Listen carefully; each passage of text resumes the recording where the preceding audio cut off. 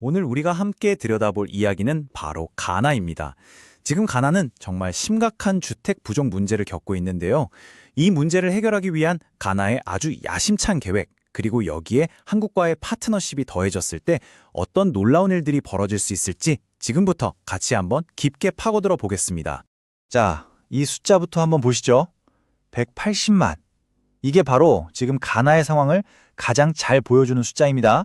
현재 주택 부족분을 채우기 위해 당장 필요한 집의 수가 무려 180만 채라는 뜻이죠. 어마어마하죠. 맞아요. 180만이라는 게 그냥 통계 숫자에 그치는 게 아닙니다. 가나 국가원수의 이 한마디에서 알 수 있듯이 이건 바로 국민 한 사람 한 사람의 삶과 직결된 아주 절박한 문제라는 거죠. 자, 그럼 오늘 우리가 어떤 순서로 이 거대한 문제를 파헤쳐 볼지 한번 보시죠. 먼저 가나가 왜 이런 상황에 처했는지 그 근본적인 원인을 살펴보고 가나의 자체 해결책을 분석한 다음에요. 여기에 국제협력이 어떤 가능성을 더할 수 있는지까지 차근차근 짚어보겠습니다. 첫 번째 파트입니다. 바로 가나의 주택 역설. 아니, 경제는 계속 성장하고 있다는데 왜 대다수의 국민들은 여전히 내 집 마련은커녕 제대로 된 집에서 살기조차 힘든 걸까요? 참 아이러니하죠. 수도인 나크라 상황만 봐도 딱 답이 나옵니다. 주민의 거의 절반, 47%가 세입자라는 거예요. 이건 그냥 내 집이 없다는 걸 넘어서요. 언제 쫓겨날지 모르는 주거불안에 시달리고 또 자산의 모을 기회조차 갖기 어렵다는 더 큰 문제를 의미합니다. 그럼 대체 뭐가 문제라서 이런 위기가 온 걸까요?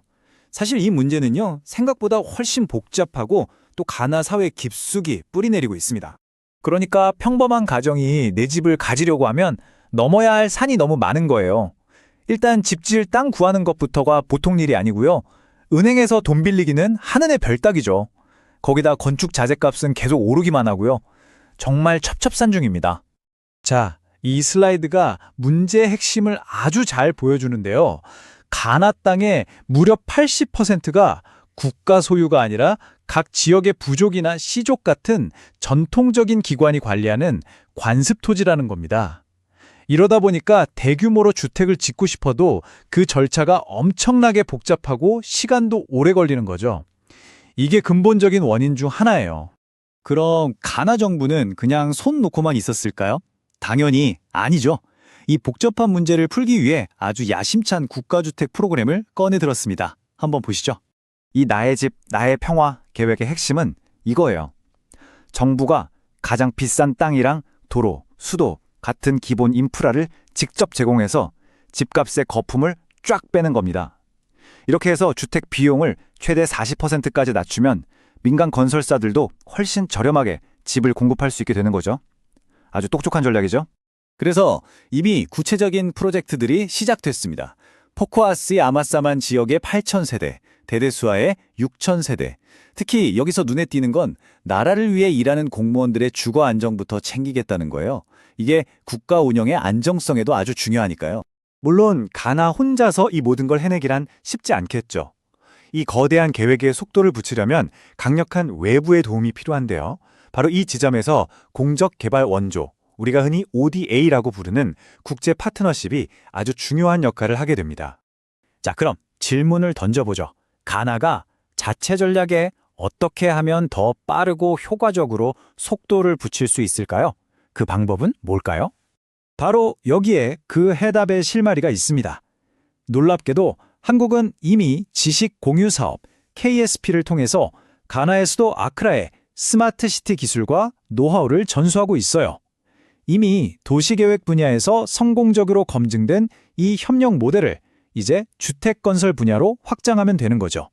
그럼 이런 협력이 실제로 주택 개발에 적용되면 어떤 그림이 나올까요? 이건 단순히 집만 짓는 걸 넘어서 아예 새로운 차원의 주거 환경을 만드는 일이 될 겁니다. 예를 들면 이런 거죠.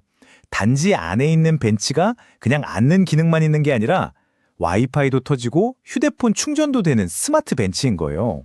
또 건물 자체도 에너지 효율을 극대화해서 관리비는 줄이고 주민들의 삶의 질은 높이는 그런 똑똑한 커뮤니티 말이죠.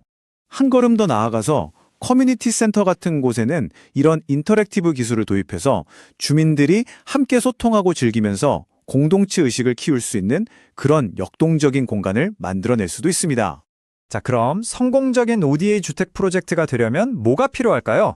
딱 3가지가 맞물려야 합니다. 첫째, 가나의 국가 목표와 방향이 같아야 하고요. 둘째, ODA 같은 안정적인 자금 조달 계획이 있어야겠죠? 그리고 마지막으로 정말 중요한 게 바로 기술입니다. 특히 공사 기간은 확 줄이고 건축 폐기물도 거의 없는 친환경적인 한국형 모듈러 주택 같은 스마트 건축 기술이 바로 핵심 열쇠가 될 수 있습니다. 결국 이 모든 이야기는 하나의 질문으로 이어집니다. 가나의 주택 문제처럼 한 나라가 해결하기 벅찬 거대한 과제를 푸는 열쇠가 어쩌면 서로의 강점을 합치는 이런 똑똑하고 집중적인 국제 협력에 달려 있는 건 아닐까요?